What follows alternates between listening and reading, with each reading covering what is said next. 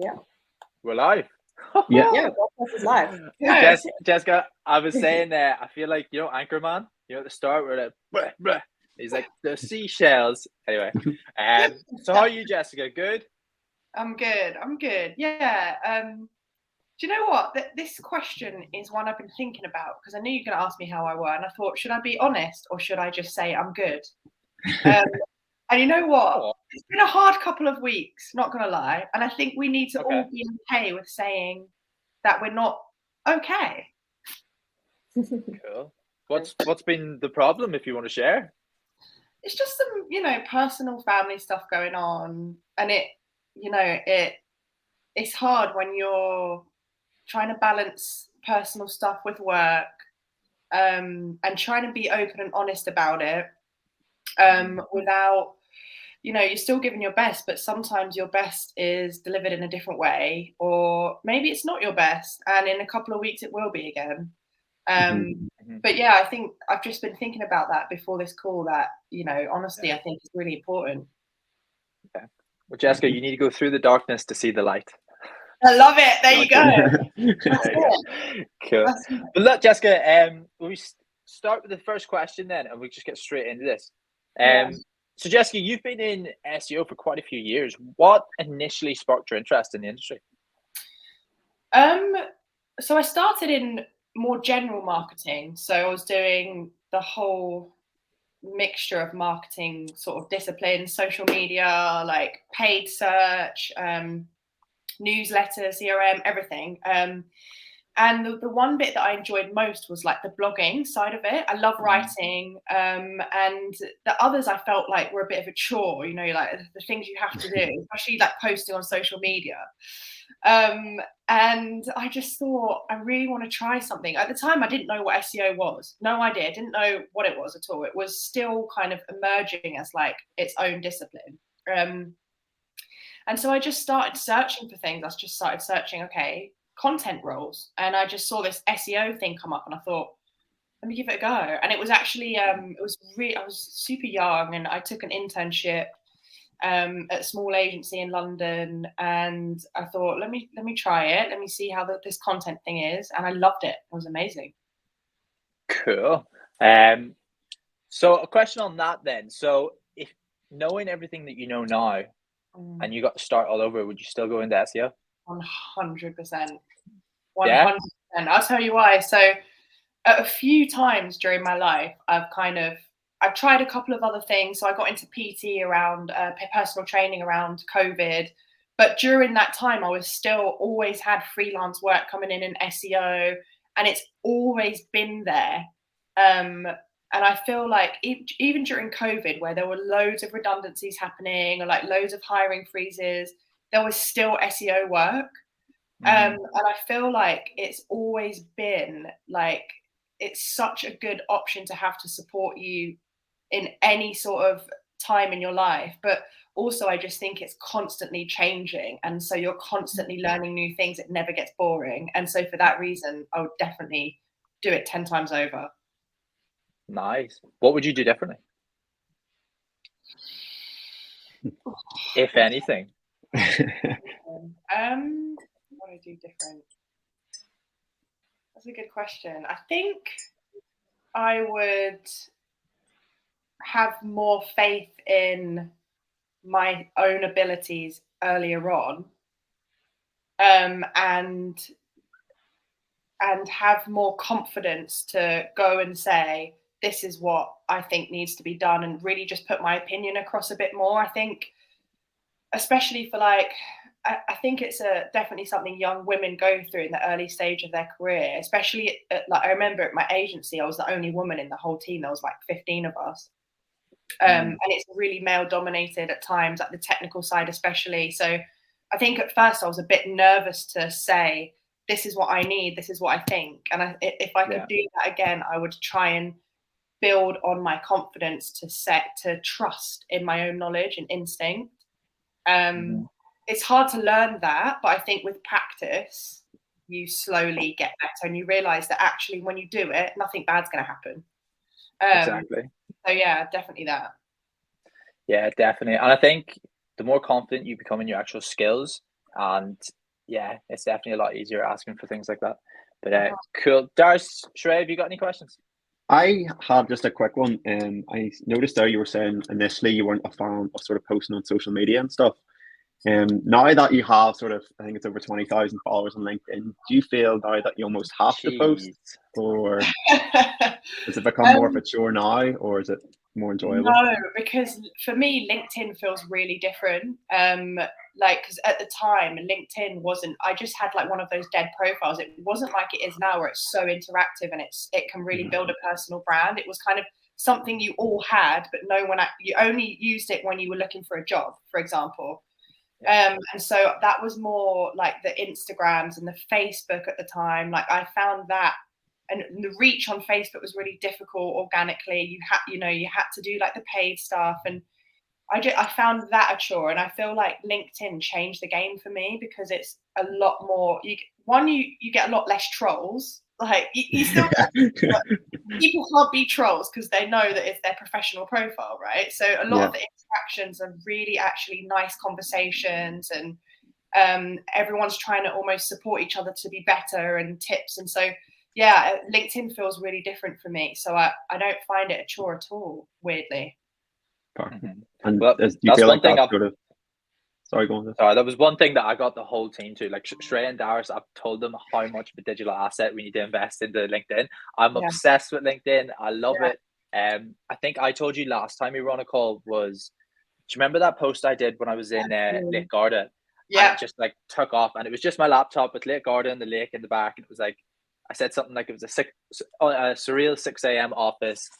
Love working remote. We've got some remote roles, and it like took off, got like 30,000 plus impressions. We got like seven clients from that, including Sage, which was like just a power of one post, and it was like mad. Well, that's how I found you. That's how I saw you, was that one post. Oh, I completely forgot about that. But the funny thing is my friend that I was with was like, I was posting on LinkedIn, and he was all like, dude, like, you're posting, like, what's the point in posting like a photo with the lake and stuff in the background? And then that took off, and I was like, man, my calendar's booked up for the next week. Yeah, well, my one was like, for ages I was trying, I was like, oh, I've heard LinkedIn's great. I need to try. I need to like figure out what to post. And then one morning I was just playing around with ChatGPT, and I thought, you know what, I don't even care. I remember saying to my other half, I actually don't even care anymore. I'm just going to share this because this is awesome. I think it's really cool. And it was that one that went viral. Like, it really went viral. It was like, I think now it's got like 20,000 likes, 4 million impressions. It's insane. I've seen that one. I've seen it. Yeah, it's mad. So yeah, love LinkedIn. And I think that is really important. Like the opportunity of the interactions you get, and the growth, the organic growth is so much easier to access than on other platforms. Like, I find Instagram can be like, the algorithm changed a couple of years, and I was getting like, 7 likes and stuff. And it LinkedIn is, the algorithm is so good for organic reach.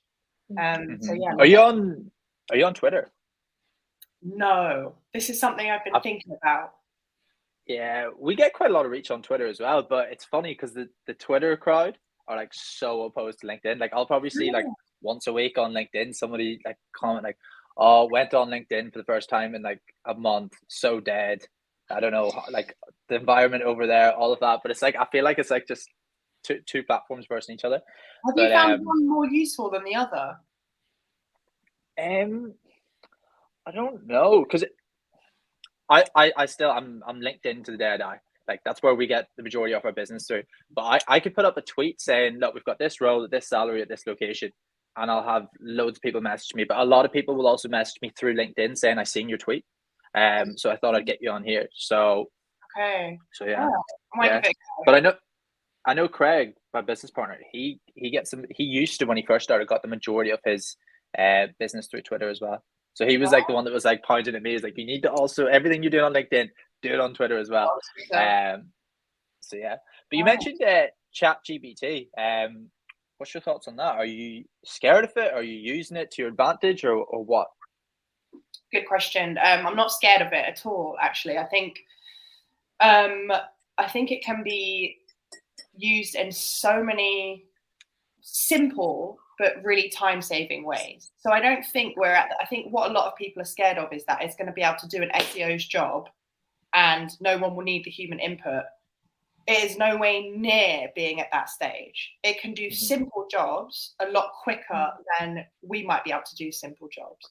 So for me, it's a tool to leverage, you know, this tool to save time so that you can work on some of the bigger stuff. I mean, we use tools all the time in SEO, you know, SEMrush, Ahrefs, Screaming Frog, and no one's scared of those, even though they do work. We don't go, I'm scared Screaming Frog is going to take, you know, my developer's job or whatever. So I don't see it as a threat in that way. I think what it will be is you're going to see in job descriptions going forward, you know, must have a knowledge of AI and how it can supplement SEO, and it will be a skill to add rather than something to be scared of, I think. And I definitely encourage everyone to play around with it for sure.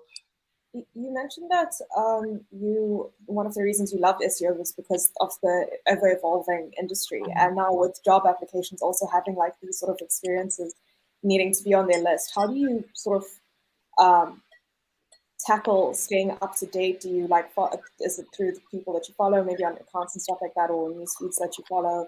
How do you deal with the competitors as well in this like continuously ever-evolving kind of industry? Yeah, it depends. And I laugh because it's like a phrase in SEO we use called "it depends." You probably know that, but it's a really good almost. If you're in an instance where you're not sure of an answer about something, because we're all human, right? And things change so quickly in this industry. You try and keep up. You might have missed something. It's like human. So in that instance, well, actually, it depends, because there are so many different things that can influence rankings and performance that you can't often pinpoint one thing. But I think I've got a few tips for keeping up with things. I subscribe to a newsletter called I can't remember what it's called. SEO for Hire, wasn't that one? Good man, Dars. Good man, Dars.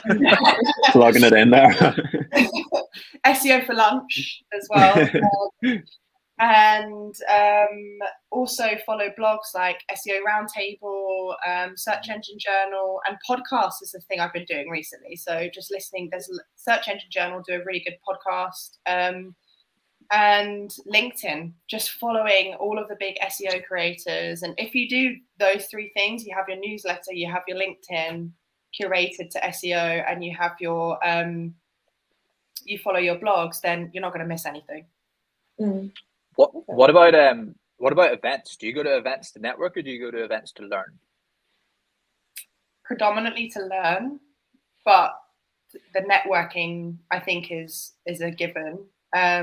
I think Brighton SEO for me, like, you hear about things way ahead of the curve. So it was the first one last year where they were talking about ChatGPT and like AI, and that was long before it was like, you know, a thing in the public consciousness. So I had like a whole year of playing with it and experimenting with it before it went viral on LinkedIn. But the networking thing as well, like I follow a really amazing creator. She founded a group called Women in Tech SEO. Her name's Arij Abu Ali. And I love everything she does. I really follow her. I love like all of her work and her content. And I just went up to her at Brighton SEO and I was like, Arij, I was such a fangirl. I was like, it's so nice to meet you.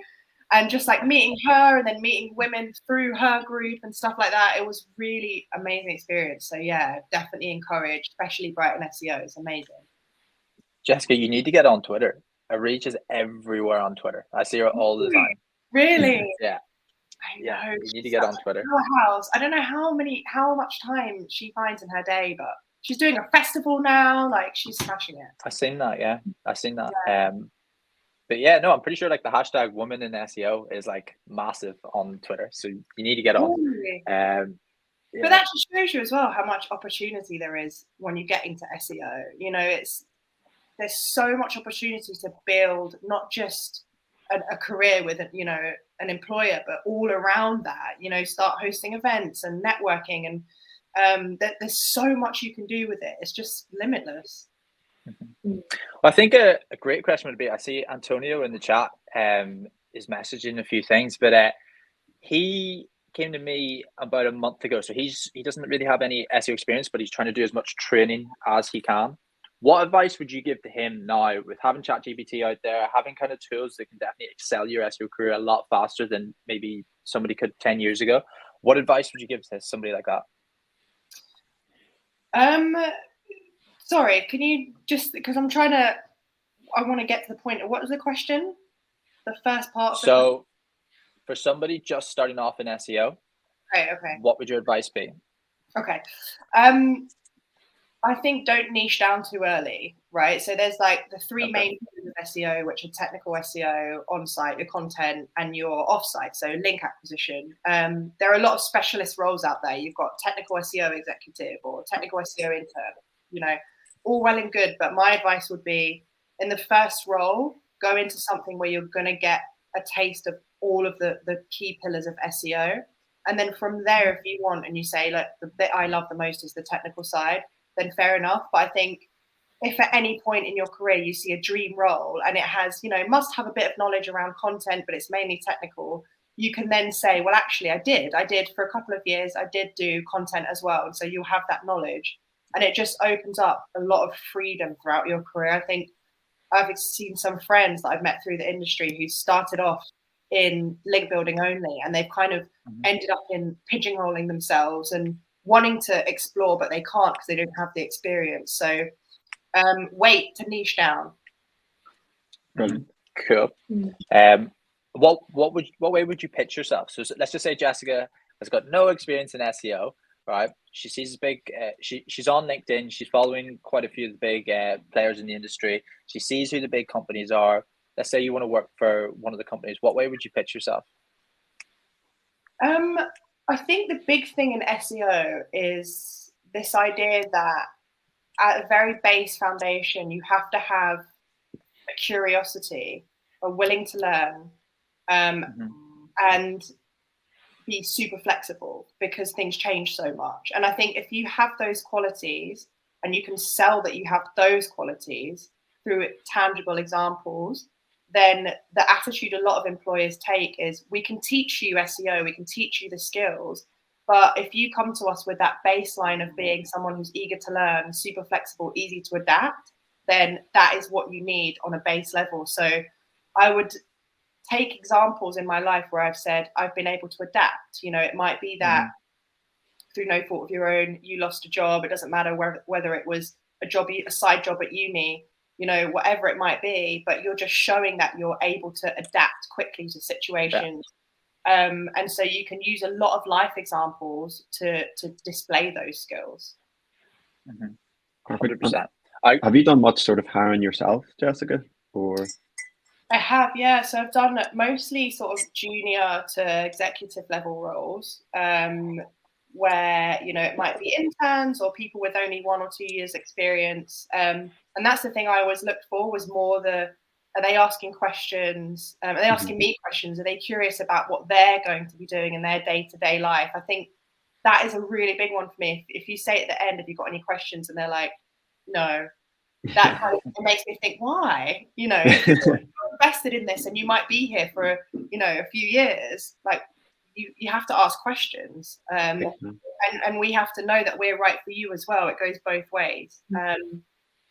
So yeah, I think that curiosity and also just showing a little bit of enthusiasm about it. It might be that you've got no experience, but you've said, but actually I am subscribed to this newsletter and I read this blog, and straight away that's like, okay, so they're interested in it beyond just having a job to make money, right? So yeah, I think that's how I would approach it. That's the one thing that stands out like miles apart to any of our clients is if we let's just say we put 5 candidates forward and all of them match, like they're perfect for the role, but one of them has like 2 side projects. They run their own affiliates, or they've kind of just done something on the side. Like it just brings them to a complete another level from a client's perspective. Yeah, and I think it's so easy now to just I subscribed to Card the other day, this website host, and it's like £14 a year just to host a website, which is so ridiculously cheap. There are so many things you can do, and even like the LinkedIn thing, right? So you might not be wanting or have the time, say you're studying, you might not have the time or the resource to run a whole blog and build it from scratch, but posting on LinkedIn, like build up that personal brand as well. That can be really powerful. Well, I've been trying to get. I have a few friends in the SEO space that are very, very talented at what they do, but they're just more quiet type. And I've been pushing them for months, just like anything, like a little finding they find or something's gone down, just start posting it. Because there was one, I was on a call 2 weeks ago with a candidate who was like unbelievable. And one of his like USPs was he has a big following on LinkedIn and he brings in 30% of the revenue of his current company through leads through his LinkedIn, which is like allows him to have like 150 grand plus salary, right? So it's like a completely just different way to add value just from that. So I've been trying to tell people, I was like, guys, if you just post, even if nobody's watching, right, you just continually post, build it up. Like you've no idea what doors it could open. 100%. And I think some people worry that, you know, is what I'm posting useful? Like, you know, do I know, you know, I know a really amazing SEO. He's really senior. And I said to him, like, get posted on LinkedIn. He was like, but, you know, what if he suddenly had like massive imposter syndrome, even though he's like so experienced. He was like, what if I post stuff and like no one likes it or no one comments on it? And I think it's just getting past that barrier of like, we've all been there. And if no one likes it, chances are they've not seen it. So yeah. You know what I mean? Like you can't be embarrassed if nobody's seen this post. So yeah, I think, you know, a lot of people say stuff like, when's the best time to start SEO? And it's like yesterday. I feel the same about LinkedIn and like personal branding now. I've only felt this way in the last year, but yeah, it's so powerful. Absolutely. Cool. Well, we go to a few quick fire round questions, Jessica. You happy with that? Scared, cool. But yeah. No, they're not scary. Okay, you mentioned at the start that you weren't feeling that good. What's the best thing that you do to unwind? Number one thing. I go to the gym. I know that's probably such a boring answer, but like I love like it. A punching bag and just punching it. And I probably don't know how to punch properly at all. But it's like the best feeling ever, just like sweating, punching things. I do like a self-defense class twice or three times a week. Wicked. Yeah. Nice. Really good to get like frustration out. Go punch people. Not, you know what I'm saying. In an environment that's acceptable. Right. That's class. Yeah, I love working out as well. So you do a lot of remote working. What's the number one tip for how to excel with remote working? Because I know a lot of people aren't suited for it. Yeah, it's tough. I think the big thing is like the boundaries. So I've been blocking out my calendar with like focus time. So because what I find really exhausting is the like Zoom meetings. So and there was recently a study around like the brain activity when you have like back-to-back online meetings, and by the end of like the third meeting, your brain is like, your level of stress and cortisol is super, super high. And no one can function at their best when they're like that. I think it's really different because when you're face to face in real life, you can kind of look at your coffee or you can look away and you can have those breathers. You might go to the toilet, but when you're online, you can't do that. When does anyone in a meeting ever just, you know, go, oh, I'm going to make coffee while I'm still talking to you? You don't really do things like that. So set those boundaries. If you know, 2 meetings a day is your max, then make it that. My business partner Craig will happily make a coffee while on calls. Really? Oh yeah. Yeah, maybe I should do that more. Yeah. We were on a call yesterday and he just disappears and then he comes back with like a plate, like a panini and stuff. He's just like eating in front of the screen. Yeah. It's just awkward, isn't it? Because like sometimes I need the toilet and I think it's awkward for me to leave that person just like staring at my wall while I go to the toilet. So yeah, it can be so tiring. Darius, what were you going to say? No, I was just going to say, I know you mentioned sort of a few software tools and stuff that you're using at the minute. Is there one that you couldn't work without? One that I what, sorry? that you couldn't work without if you had to choose? SEMrush, hands down. For me, SEMrush is the best tool. For keyword, the keyword magic tool is amazing. You just put a keyword in there and you'll get so many relevant variations, and you can set it to questions only, so you can build out some good, like, people also ask type content. It's most expensive, but for a reason. And I think if I was going to go for a second tool, it would be Ahrefs. It's cheaper, but it does a lot of similar things. But I found a new tool recently that I recommend people try. It's called Phrase, with an Frase. So I've been using that for a lot of content creation, and it's really good. And it's based on, it's like a credit basis. Initially, you get like, for £1, you get like 5 uses of it. So you can try it. But yeah, I love that tool. Brilliant. Are you? Do you know what a traffic think tank is? Are you in it? Oh, what? Sorry. Traffic think tank. Traffic think tank? No. Jessica, you need to get on this. So Yes. it just got it. Well, the reason I brought it up was SEMrush just acquired it.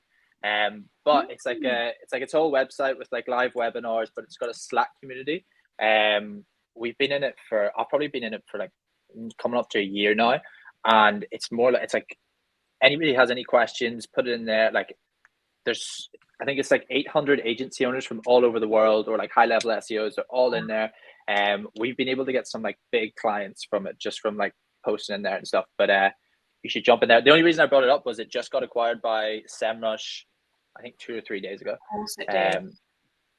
Which is they are cool. Just like they're just going to keep growing and growing and growing. I noticed that they never sponsor Brighton SEO, and I'm not sure why, but I feel like it's this almost like we don't need to. Do you know what I mean? It's like they're just the tool is so good that everybody knows who they are anyway. Yeah. Well, I know Nick Eubanks. I don't know if you know him, but he just became the, I think it's the title is like head of digital acquisition for SEMrush. So he was the one that got the whole traffic think tank thing. So he's going out and just, I don't know what his budget is to work with things, but I'd say SEMrush are going to like take over even more. 100%. Yeah.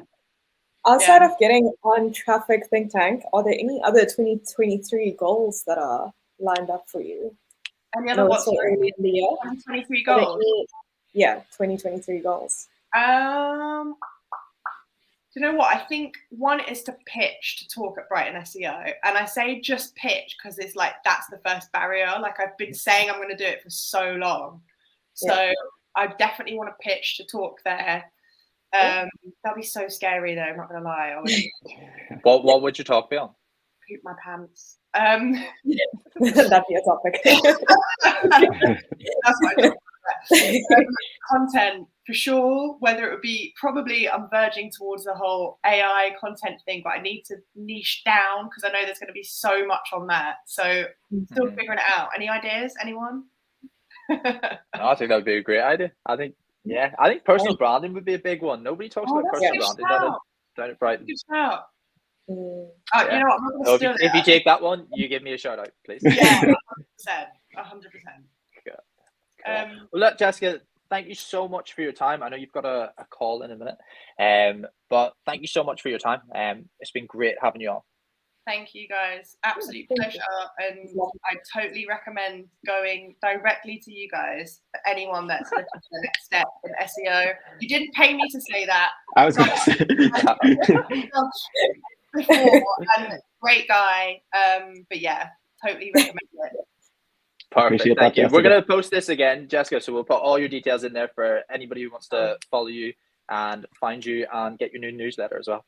Likewise. All right. Cheers, guys. All right. Thanks, see you, Jessica. Bye-bye.